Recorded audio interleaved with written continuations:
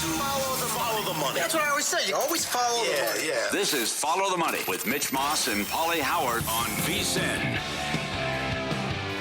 Here we go. It is Follow the Money on VSiN, the Sports Betting Network. Mitch Moss, Paulie Howard with you live downtown Vegas. Circa Resort and Casino is your spot. 3-hour banger lined up today. Great guests on the program, including Adam Chernoff coming up in an hour. His thoughts on all four games, coaching changes, openings. We're going to talk to Benjamin Albright, who has covered the Broncos for a long time in Denver, get his thoughts on that game. Ryan Kramer, some long shot bets that he likes for the divisional round. And we will go hot and heavy with the NFL, obviously, throughout the next 3 hours. And Paulie, the weather could play a factor this week. For days now, we've been kicking around the idea of, are we going to get Antarctica showing up? Arctic-type conditions in Chicago? Well, the answer to that is it's supposed to be really, really cold, potentially windy, obviously. Did you see those videos coming off of Lake Michigan? Yeah, okay. They've been good, yeah. Now, I will point this out, and I highly suggest that you become a VSiN Pro subscriber, vsin.com/subscribe. The daily email is great. All the links to the emails, well with your time reading. This was from Bill 80 in the email earlier this week. Cleve TA, who is very good on the National Football League, was on with Gil earlier this week, and he had the chart of games listed when it's like this cold, coldest game since 2000. The over is 10-6-1, average of 5.4 points per game going over. With winds of 12 miles an hour or more, the under was 4-2-1. This is a big total, though, and it's come down. Mm-hmm. So, and then we'll see if it wreaks havoc in the first game as well. It'd be fantastic to get 2 or 3 weather games here. Oh, sign me up. We haven't had many weather games, which has been unfortunate. But it goes back to Stafford being 1-9 in the rain and snow going back, and probably the coldest game he's ever played in. And his numbers have been poor. But also the luck factors we've talked about all year is the Bears number 1 in takeaways and interceptions and turnover differential, if that will continue. So it feels like maybe he'll throw a pick. And he says he's good to go, but maybe the hand and pinky gives him some problems too. The finger, rather. Yeah. And the speculation then, the other game on Sunday, New England hosting Houston. There's going to be a rain and snow mix on Saturday.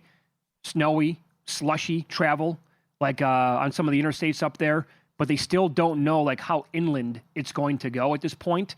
And I guess we could, but it's too much of a coin flip at this point. But like you said, come on, let's have some weather games in January in the playoffs, and I'll have a good time watching it unfold that way. And by the way, the South Point did go to 3.5 earlier today on the Patriots.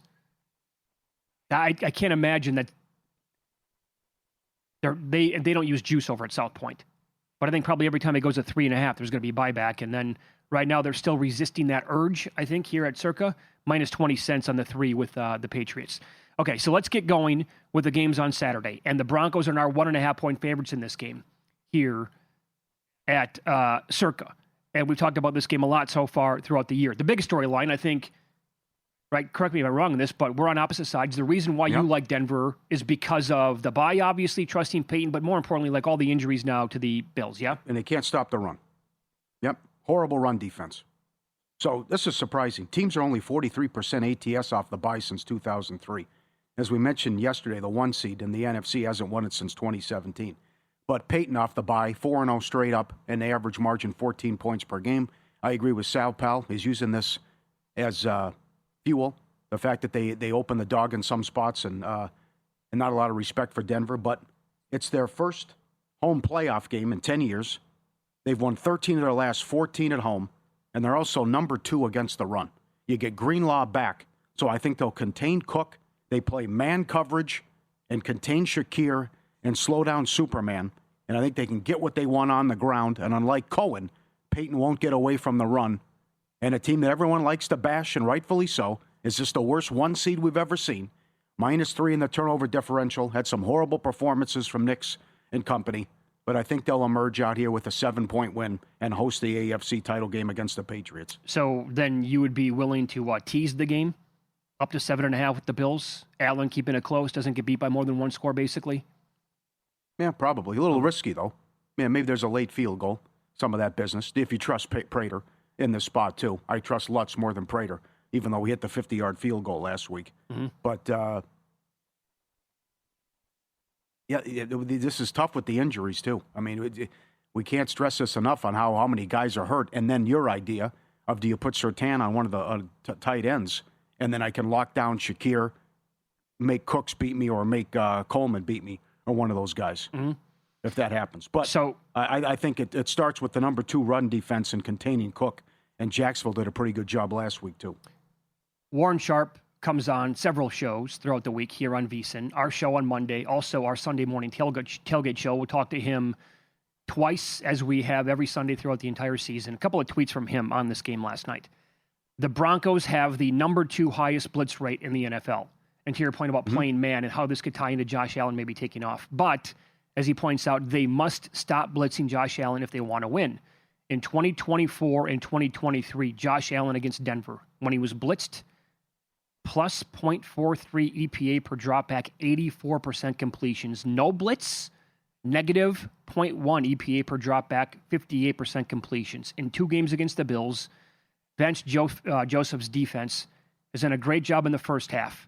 In the wild card round last year, Buffalo led 10-7 at halftime. 2023, Week 10, Denver led 15-8 at halftime. It was Bo Nix and Russell Wilson, both in Buffalo.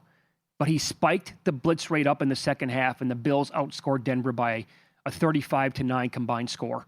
So he absolutely killed them when they decided to blitz. The good news is they also have one of the best pressure rates when they don't blitz. So this to me, though, either way, blitz or no blitz, playing man coverage like this, isn't Josh Allen going to take off a ton? I don't know about that. I was going to ask you. I don't know. He's hurt. Maybe he doesn't. Yeah, but I like the comment coming out of from one of his teammates this past weekend when he said, outside of that locker room, nobody in the world's ever going to know how hurt he is. And nobody knows the pain that he has to take every single week. He sucks it up and he doesn't show it. Well, I think he's hurt, but I'd rather have May over 36 rushing yards than Josh Allen. Oh. Now, I think you'll see plenty of the tush push, which can happen here. Ooh. And other people are bringing up last year, but that was the different team. You know, Cooks had a lot of success on him the last couple of games, and they ran him out in the playoffs, 31-7. I don't think that's going to happen here, and they've completely changed things defensively. And there's some fun props, too. It goes back to, like, how does this stuff not cash when you think about it? Cook to have 5 yards each quarter is $1.30. To have 10 yards each quarter is plus $2.20. To have 25 yards rushing each half is $1.30. If you think Allen takes off and runs, 25 yards rushing each half is plus $5.50. And Shakir, a catch each quarter is 2-1.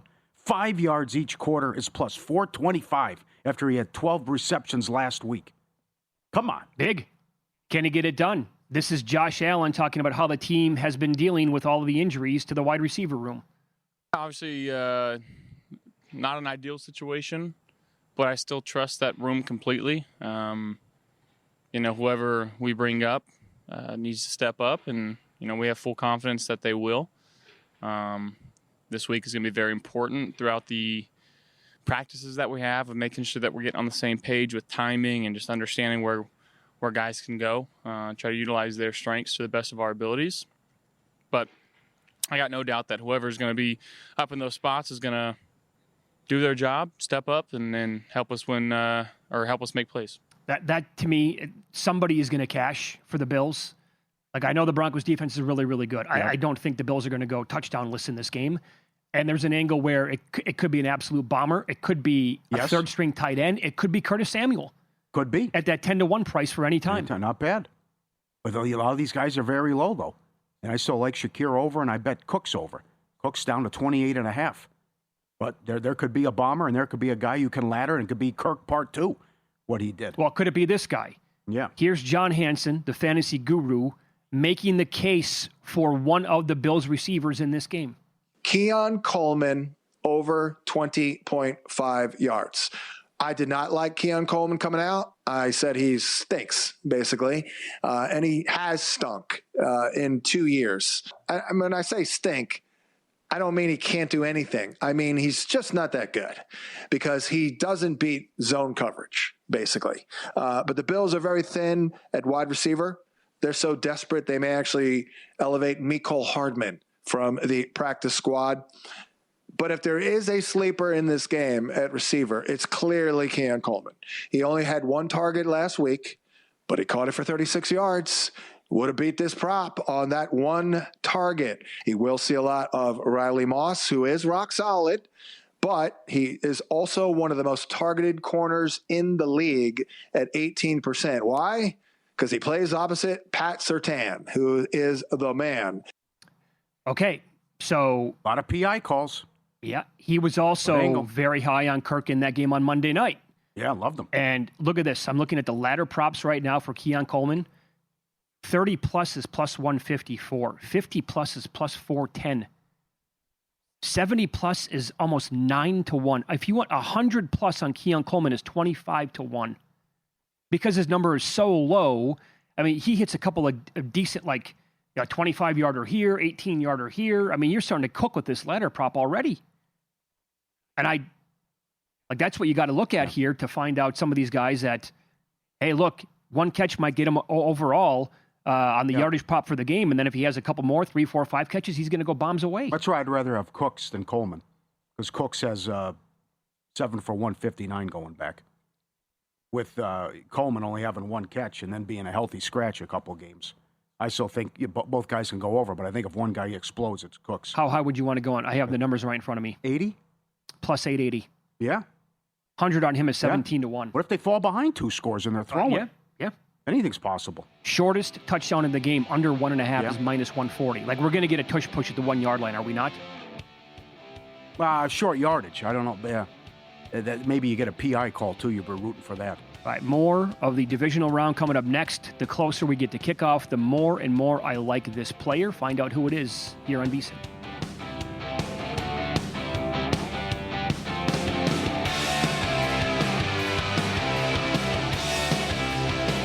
So you're listening to this podcast because you want an edge. But what if I told you you're only halfway there? You've got the mindset. Now it's time to get the toolkit to match. Here's the thing. Pro bettors spend thousands on data and tools, but what they don't want you to know is you can get the same edge for a fraction of the cost with VSiN Pro. With VSiN Pro, you get access to expert picks, public betting data, prop projections, powerful tools, analytics, and more. Tap the link in the description and see why thousands of bettors are already using VSiN Pro to cash more bets.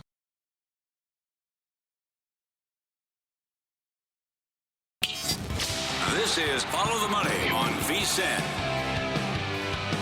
To the night game here on Saturday night as the San Francisco 49ers travel to take on the Seattle Seahawks. Third meeting between these divisional foes, and the 7.5s were wiped out. Pretty much 7 across the board now on Seattle in this game, minus 115. Sam Darnold's passing yards prop is 234.5. Against the Niners this year, week 1, he had 150 yards. When they played 2 weeks ago, in the regular season finale, he had 198 yards. He's been under by 40-plus yards, basically, of this number in both games or more. Up the AI likes all these quarterbacks over. I'm shocked. So am I. We'll do more on this later. It's all the quarterbacks over, it's the running backs under, and it's the wide receivers over, and the tight ends. I figure it's just going to play out like the game in San Francisco, where they try to gash him on the ground as they ran all over him. And you have a guy who's turned the ball over a ton. As I mentioned earlier in the week, it's the first time since 1978 the 1 seed has a player who led the league in turnovers, and they had 28 as a team, second most. Also battling the injury, which might be much ado about nothing. But I just think it's lean on these running backs, put them in third and manageable, let them find JSN, and let the defense go to work as they've held them to 20 points in the first 2 meetings. And who knows, maybe it's Purdy who has the meltdown and not Darnold. After Purdy threw 2 picks last week, he is 4-0 in Seattle, but he's turnover prone. Hey, maybe could throw an interception, and now you're down key weapons as well. But I just think second fewest points allowed. 9 of the last 12 games, they've held their opponent to 20 points or fewer. League low, 3.7 yards per carry. And the Niners' worst turnover differential of all these playoff teams, -6. Just putting it out there. Maybe it's Purdy who turns it over and not Sam. But I just think Seattle's the better team, and it's a horrific spot for the Niners with the short week travel after you win a physical game in Philadelphia. And as I mentioned yesterday, you're 3-22 straight up when you're a dog in a wild card round, and then you're a dog the following week. There's no reason for the NFL to put this game on Saturday. The game that clearly should have been here is Chicago and the Rams. Those 2 teams played last Saturday. Put them on Saturday. And then put the Niners, who played on Sunday, the next Sunday as well. Ridiculous that they had to do that. I don't care about the 1 seed. They already have the bye week. They don't need another day. It's a huge rest of an though. advantage. Yeah, no question. 14 days off, yeah. And Sam 13-0 straight up when laying more than 6 in his career. So I think a couple things are correlated here, right? Because the best recipe for another win and potential cover for Seattle is exactly what you're talking about here and what they did in Week 18 on the road against San Francisco. You don't have to have Sammy throw the ball a lot in this game. Yes, JSN is amazing, but you don't have to potentially get cooking here with him throughout. You rely on both running backs. They get their attempts. They each probably, I bet over 125 combined from those two guys at plus 150 in that range. So I would say like Darnold, everything under, running backs to go over. And then I would say on the opposite side, because of the great rush defense here from the Seahawks, and they have just sterling numbers across the board. They are second overall with adjusted line yards. They're third with power success rate allowed. Seventh best stuffed rate, and when you look at the second level in the open field, they're first overall. So I think McCaffrey unders in the ground game. But again, like Opta AI in other projections I looked at, like McCaffrey to go over rushing, which I disagree with. Mm-hmm. So I think him under, Purdy over, like pass attempts, maybe completions, INT for sure again out of him in this game. I think they're both kind of correlated here with those two teams. And the guy that I like more and more as we get closer to game time here, again, the DVOA against the tight end position. The Seahawks were 16th in the regular season, but they did allow 64.2 yards per game to the position and 6 touchdowns. Here are the numbers from Niners tight end Jake Tonges without Kittle this year. 4 for 31 against the Saints. That won't get it done. But 3 for 58 and a touchdown against Jacksonville will. 7 for 41 and a touchdown against the Rams, obviously will. 6 catches, 58 yards against the Buccaneers, and a few weeks back against Chicago, 7 catches, 60 yards, and a touchdown. Like, he becomes a serious target in the passing game. I think, because you're high on McCaffrey in the passing game, I'm high on Tonges. I think both guys can get there. McCaffrey, 5 yards receiving each quarter, plus 280. And JSN to have 25 yards each half is only a minus 130. A catch each quarter, plus 110. Opta AI has him going for 100 yards. Oh, man. That's a big ask, though, especially yes, if you're going to come out and run the ball. And why wouldn't you? 180 in the last meeting, 170 against the Rams, 163 against Carolina. Well, all of these games, and you can find this bet at most sports books, they have the largest lead posted in the game.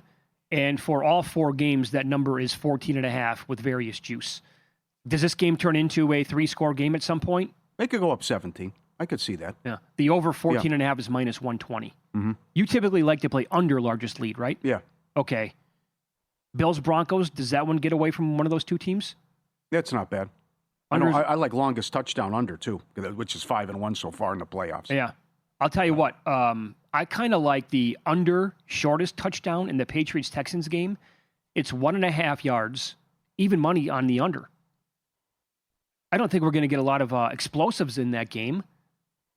But then certainly if you have a chance to score, I think there's a chance, even if they're at like the 5-yard line, that could be tough to get in the end zone. But once you get to the 1, you could see them pop, obviously. I think I don't mind that at all. Both teams to make a 33-yard field goal. Myers has been excellent all season. Piñeiro's got a big leg as well. And I like it in the New England-Houston game. We know about Fairbairn. We'll be down that road all season. How about road teams in the divisional round when dogs in the 3.5 to 9.5 range, like the Niners are tomorrow night, 29, 17, and 1 ATS. That is 63% on them. Sam Darnold was all of a sudden during our show live yesterday listed as questionable, and we're like, wait, what the hell just happened? Oblique? Are you serious? And then the video started to come out. The number did not move immediately from 7.5 to 7. It did eventually in the hours after it happened. But then you're kind of panicking, like, who's the backup? Oh, it's Drew Lock. Well, is Darnold actually going to be able to play? Is he not going to be able to play? This was Darnold talking to the media about whether or not he's going to be ready to go tomorrow night.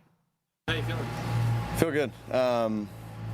Yeah, obviously, just in routes on air, just kind of felt a little something in my oblique. Just didn't want to push it. Wasn't the day to push it, so that was it. So just came inside, got some rehab, and feel like I'll be ready to go for Saturday. That was just today that happened? Yeah. You ever had anything oblique issues or anything? No, never had oblique issues, but it's fun. We'll attack it the next couple days and be ready to go for Saturday. Is this on like throwing side? It's just on my left side. It is what it is. But yeah, again, like I said, felt it on a throw, but we'll be ready to go. Well, he is one of the masters of bad body language when it's not going well. Could this be a really good live betting spot? Yeah. If the Niners get out to a lead and he looks like he's seeing ghosts again, and you're still going to be able to get a decent number on the Niners to win the game outright? I don't think that's happening. Okay. I think, again, it could be Purdy with down weapons that would implode here. And he made some poor throws last week. I'm here for, if Stafford loses, and there's good tweets on this, the quarterbacks who could be left. There's two angles to this. Number one, Stafford and Williams, number 1 overall pick. Stroud, number 2. Darnold, 3. May 3rd. Allen, 7th. Nix was a top 15 pick, and then he got Mr. Irrelevant, right? And then if Stafford loses, we're going to have someone left who doesn't either have a lot of playoff success or hasn't even made a Super Bowl. And that's going to be fascinating to see with the quarterbacks that we have left. Mm-hmm. And you look at all the pomp and circumstance with all these guys but Purdy, and then Stafford, the only guy who has a Super Bowl win. If he gets knocked off on Sunday, who would be left? That's a good angle, too, to look at. How about Purdy, Caleb Williams on one side, Drake May, and Bo Nix on the other? It'd be a doozy of a Final Four with the quarterbacks. Mm-hmm. Steve McInerney wrote at vsin.com, teams fight all season long to have home field advantage throughout the conference playoffs. Not great going back. 1 seeds, yes, they are 30-14 straight up, but 15-28-1 ATS since 2004. Bad in the NFC. Horrible in the NFC. Shocked by that. Yes. Also, 1 seeds when they take on 6s, and we have that in both the spots this weekend. 13-8 straight up, 6-14-1 ATS since 06. Last year, Lions couldn't stop anything against the Commanders. Got blasted at home. Sorry, go ahead. I was going to say, 1 seed's playing as small home favorites of 7 points or less, 4-12 with 1 push ATS. The short turnaround also, I think that hurt Shanahan, that they just played, and you saw the success they didn't have offensively and how Seattle ran all over them, and now you got to put it together on short week, and you're banged up. Yeah. And they've been waiting for you for 2 weeks. So officially in this game, I have Tongas over 34.5, minus 140. I'm going to add him, I think, anytime touchdown, and you're on McCaffrey. Yep. Yeah. Purdy and Darnold, 15 yards each quarter. Even money. McCaffrey, 5 yards rushing each quarter. Rushing plus $1.25. Oh. All up at Caesars. Do they have anything? Do they have like a Tongas or a Barner? Or do they not do that big of a detail? No. Okay. No, the bigger names they have up there. Up next, the Sunday matchups. Quarterback struggled against this defense pretty much the entire year. You know it's a fluke when this guy had the best game against them out of every single quarterback that they played. Find out who I'm talking about coming up next.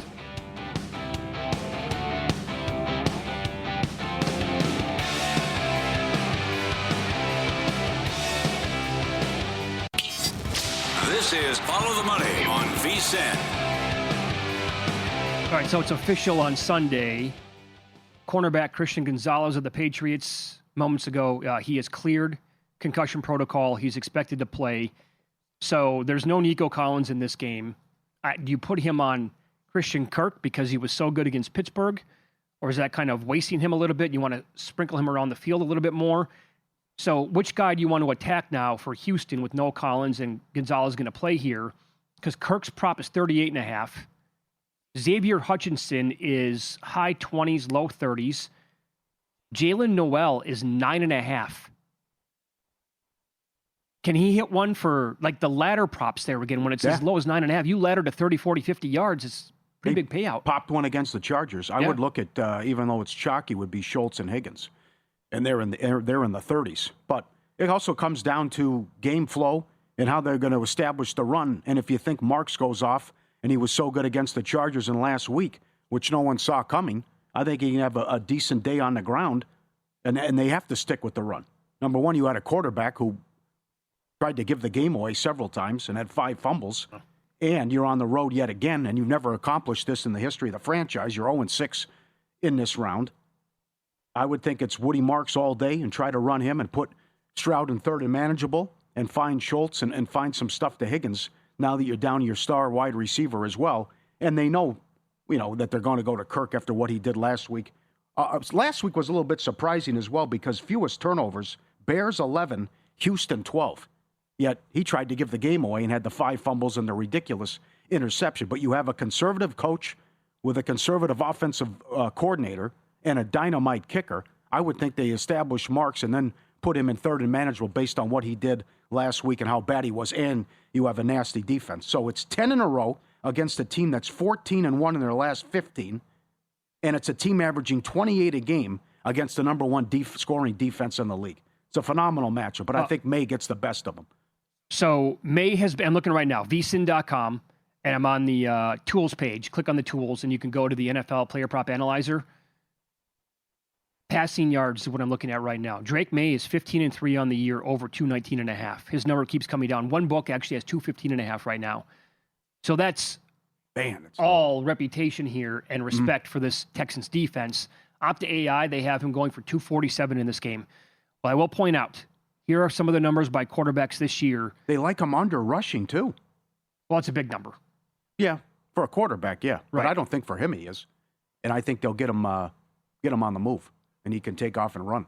Patrick Mahomes against Houston, 14-33, $160, no touchdowns, 3 INTs. He was sacked twice. Josh Allen, 24-34, 253, no touchdowns, 2 INTs, sacked 8 times. Trevor Lawrence in 2 games, 52% completion. He averaged 190 yards, had 1 touchdown, 2 INTs, sacked 7 times combined. Stafford played them week 1. 245 yards, 1 touchdown, no INTs, 3 sacks. They killed Herbert. 5 sacks overall, 1 touchdown and INT. Mayfield, back to that Monday night game. They sacked him 4 times. They did not pick him off, but he had 2 touchdowns. The two quarterbacks who had the best games this year against Houston's defense. One, Jacoby Brissett. That was a blowout, so he's thrown a lot late, but he was only sacked twice. He threw for 3 touchdowns, 1 INT. And Riley Leonard completed 62% of his passes, 270 yards, only sacked once, 2 touchdowns. That threw me off the scent. That's why I like the Steelers. But the comeback was Rodgers can't move. But how Riley Leonard played against him, how Pierce beat him deep before he was ejected, and how they almost lost to the Raiders, and the Raiders moved the ball on him. And Arizona moved the ball on him. But they completely shut down Pittsburgh, and the pass rush was ferocious. But here, I think May not only can avoid the pass rush, I also think he can hit some shots down the field. Now, without Matt Hollins, they miss him. Is it Diggs? They love Pop Douglas in this game. Love him over Opta AI. And Booty, who wasn't supposed to play last week, had some big catches in the second half. So the New England offense was horrible in the first half, and it looked like a quarterback who was nervous in May and the horrible interception early, but the defense bailed them out. I would think there's some shots deep, but I don't know who that's going to be and who he's going to connect. And maybe it's the tight end with Henry, but I think he'll have success as he throws a beautiful deep ball. The Texans have the second best defense against tight ends per DVOA. They did allow 45 yards per game to the position and 8 touchdowns, but overall they were really, really good against that position. And I will, so I was running down all those sacks on the quarterbacks that they faced this year. Drake May was also sacked 47 times in the regular season, 4th most. He was sacked 5 times the last week against the Bolts. I'm looking at Houston, a sack prop. Here's the thing. Obviously, it's baked in. It's 3.5. Over is -125. I can't recall ever seeing a combined sack prop at 6.5. That's where it is for this game. 6. We're going to get 7 sacks combined, maybe because they were all over Herbert last week, but that offensive line was so bad. But Number one, the more I think about it, it was just a fluke, and Kirk won't come close to repeating that.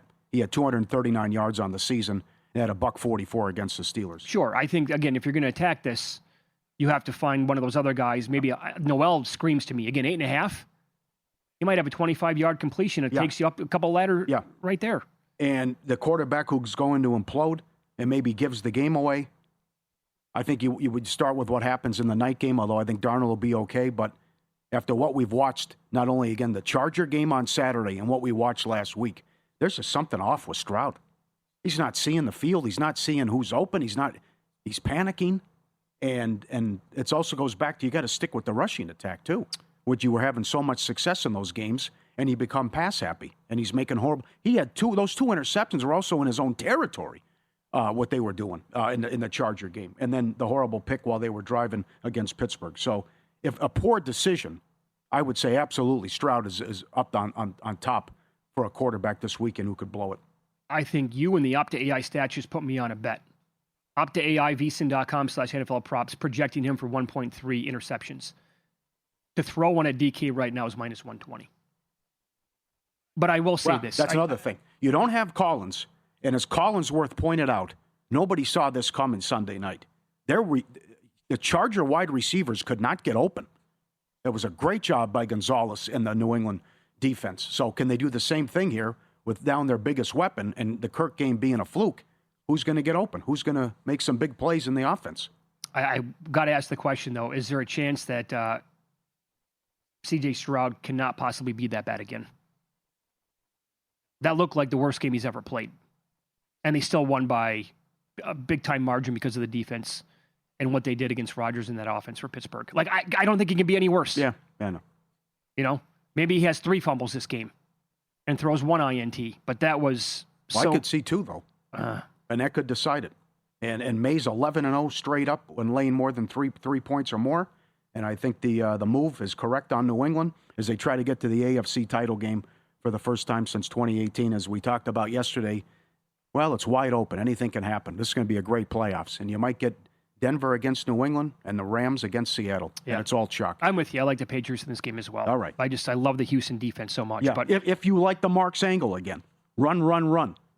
5 yards each quarter plus 135. 10 yards each quarter plus 450.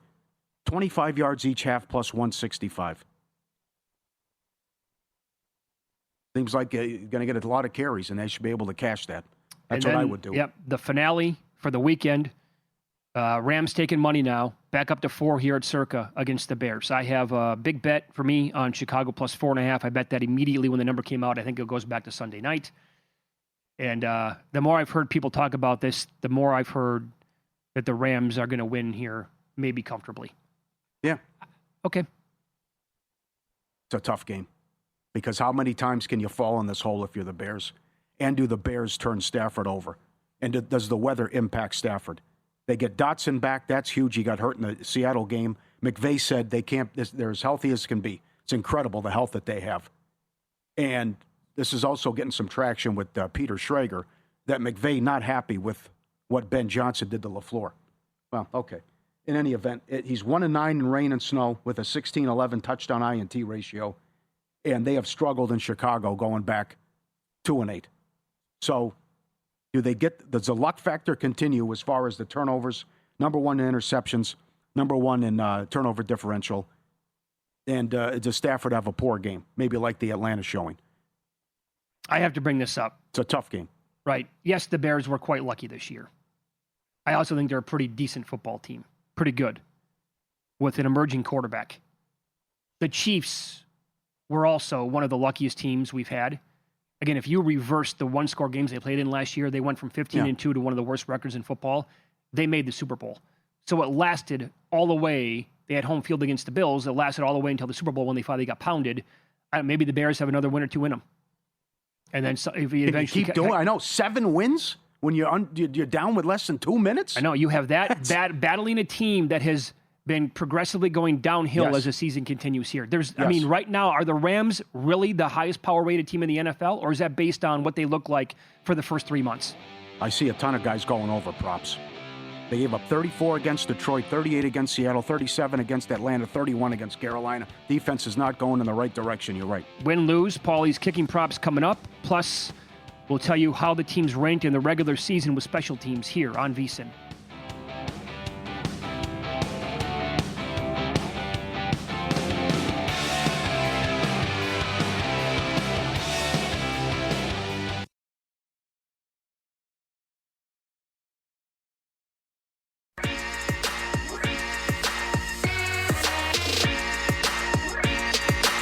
Win Some, Lose Some is sponsored by the Sharp Plays. Were you a winner last night? Wow, winning. Or was it a rough one? Well, they can't all be winners, can they? Loser! You're a loser! Paulie Howard recaps the night in sports betting in Win Some, Lose Some. San Jose Sharks plus 160. Mikhail Sergachev went over again. Utah defenseman at home, 19-1 overrun. Shots on goal. Thanks to Jonathan Davis for that prop. They all cashed the same. Thunder Rockets under 225 down to 221. Warriors from 4 up to 7. No Brunson. Covered against the Knicks. Jazz Mavs over 235 up to 238. While we're all watching Bills Broncos tomorrow at 2 o'clock Pacific, these teams play again. It was 144 to 122 with no flag. Marshall went off. Klay Thompson went off. Everyone went off in this game. Yeah, it was a bunch of scoring wouldn't stop. Almost like fringe guys with the playing time other than Marshall and Thompson. And I really wanted Utah to keep it close because their schedule here, I didn't think yesterday was a day to bet against them. So I didn't, but they have some other opportunities, I think, where it's going to be kind of a similar result where they get absolutely blasted. Should be another fun one tomorrow. Cal State Northridge plus 260. Nick Taylor, first-round leader, dead heat, 45-1. A listener had that. FTM at vsin.com. Subscribe, be part of the team. vsin.com, our radio and podcast friends. You always want to see these tweets and videos at Paulie Does Vegas on Instagram. Send them in. We'll put you on. This is fantastic. The German Shepherd, so smart. He hears the parent coming home and alerts the daughter, shut the TV off, pretend like you're doing homework. You were supposed to do homework while they were gone. And here's, okay, off the TV goes back to studying and going back to homework as the human walks in. Hey, how you doing? Look at that. The dog's laying down. Here's the human coming home. Barks and alerts. Hey, come on, knock it off. Let's go. We got to make this look right. Shut the TV off, get back to work. Comes over there with the paw, too. Yeah, the paw comes in, right? Yeah, shut the TV off. Let's go. Come on. He's coming. Hurry up. That is great. They are so smart. That's incredible. Tammy Evans, part of the Follow the Money Army. She did well in the booby contest. Almost won. She has hit the Pai-Gow Progressive 7-card straight flush before. She got the Royale with cheese yesterday. 125-1. No joker? I don't even think she has a joker there. Good job. Isn't that the joker by the ace? Is it? I think. Okay, you might be right. It's a glare right now when I'm looking at it. But any of it, 125-1. Take it down, Tammy. Good job. Lose some. St. Thomas, the Tommies. North Dakota under 167 down to 161. No good. UMKC, South Dakota under 161.5 down to 156. No good. And a bad beat out here last night. What a game Jonathan Davis went to. Leafs led 5-3 late. They were plus at 120. Vegas comes back. They were down 4-2 and 5-3, and they tied it with 7 seconds left and then won it in overtime. Incredible game. January isn't about volume, it's about precision. NFL playoffs are when limits rise, mistakes shrink, and timing matters more than ever. Powered by advanced AI and connected to proven insider sources, locked in on the playoffs. Sharp Plays helps identify where the sharp money hits before the number disappears. Free reports, alerts, and market-moving insights straight to your inbox or X-feed. Jeff and the crew been at it since 2011. Backed it up with documented results, public logs, and transparent receipts. SharpPlays.com, trusted by pros, monitored by the books. This is why the late game Sunday is so tough, because it's going to be likely the coldest game of Stafford's career. How much does weather impact him? Because if it was a game in September, I'd say give me the Rams all day. It's the number one offense against the 29th ranked defense and 23rd in scoring and 22nd against the pass. But it also comes down to, does he take care of the ball? And you going back, you had that number where he goes over 1.5 touchdown passes all the time. And he's 4 straight playoff games he's thrown for 300 yards. Mm-hmm. But he can't have any mistakes. And that's what the Bears live on. We are number one in takeaways and using that turnover differential. But on paper, it says, hey, if the weather's not a factor, the Rams will get what they want. All right. Using DVOA here as my friend, how concerned are you that the Rams ranked 26th in the league in special teams this year? Big time. Very concerned. Now, Thicker kicker only missed 1 kick. But the one he missed was the biggest of the season, high leverage, a 47-yarder at Seattle that he missed. If he wins it, they probably get the 1 seed. I'm okay with Santos, and he was great last week making the 51-yarder in bad conditions. But I think you have to go under 49.5. Longest made field goal in this game, but it is definitely a big concern with how bad the special teams has been. Yeah, the Rams are actually, they graded out as the 4th best team on kickoffs this year, but the 5th worst team on punts. So when they're punting, they're terrible. Now, they have been, since they fired the coordinator, they have been kicking it deep and just saying, well, don't bring it out. Right. Which I don't have a problem with if you have so many issues. So one of the strengths to the Seahawks all year long has been special teams. They graded out second best overall. They're the best team on kickoffs, sixth best on kickoff returns, second best on punt returns. They get the 49ers. They're 13th. So like middle of the pack, also, but fifth best on kickoff returns there. And Seattle's the best team on kickoffs. Oh, okay. And Shaheed. Hello, Shaheed.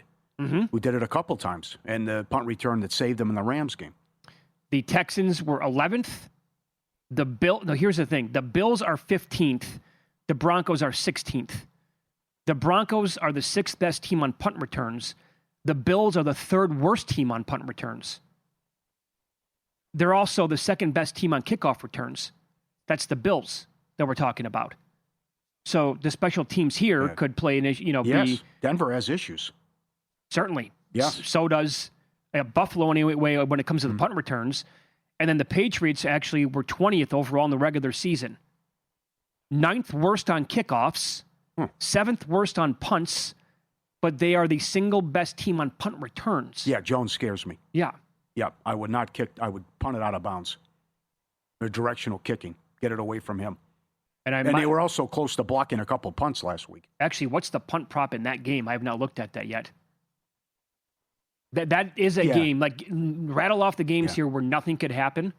This game could be the no touchdown game. Yes. Where it's a battle of, it could be like, if this is 9-6, something like that, I would not be surprised. It's all about May, because I don't think they can run against Houston. And then can May move it through the air with his weapons. But that's, as I've said earlier, though, this is so unique. We got a hot team here that's won 10 in a row, yet they're dogs. So in that spot, they haven't won since 2000 when a team's in that situation. Mm-hmm. You won 10 in a row, yet you're an underdog and not getting a lot of respect. Okay, if you don't look at the point spreads, like which game is the best one, in your opinion, that has a chance to really get away from these teams? Blowout? Yeah, it's like maybe a team comes back, but you're looking up late second quarter or early third quarter, and oh my God, the game is 24-3 all of a sudden. Seattle's the easy one because they're 7-point favorites. And the Rams blow out the Bears. Do the Bears get off to another slow start and they're down big, like the Green Bay games?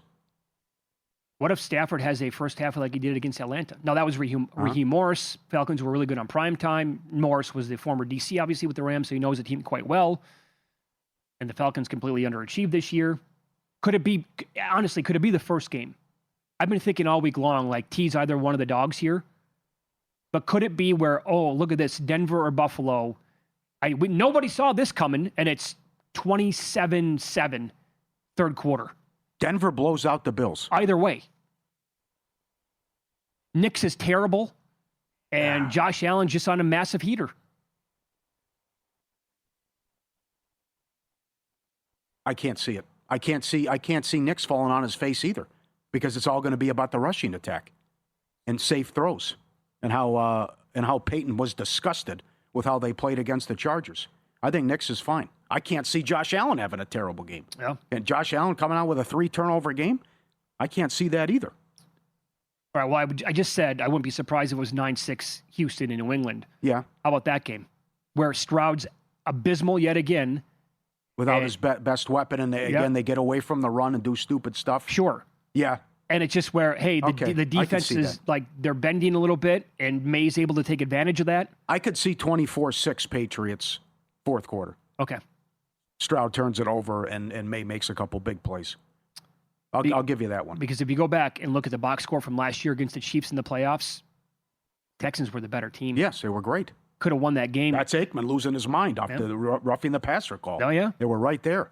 And they were not great, though, either. Was that the game Tank Dell got hurt and Stroud was crying? Or was that a regular season game? I don't remember that. Well, okay. In any event, that was the Aikman game when he lost his mind, and rightfully so. Yeah. And please, I don't want a game decided by officials. Oh, my God, no. No, absolutely not. Can't have it. Can't have a Tampa Bay, Carolina situation. Can't have it. Stay out of the way. Can't have a Charger-Denver situation. Cannot have a Rams-Saints situation. No. God, no. All-time bad right there. I'm okay with all these kickers, though. Like 47 yards, tie game at the gun. all these guys can make it. Okay. I feel good about all these kickers that are left. Even though Thicker kicker missed a 47-yarder, but he was nails in all the other kicks. Well, Fairbairn was not perfect last week. Well, it was blocked. That's not his fault on the extra point. Adam Chernoff on the program coming up next, longtime friend of the show. We'll run down all 4 games, get his best bets with analysis here on Follow the Money. It's VSiN, the Sports Betting Network.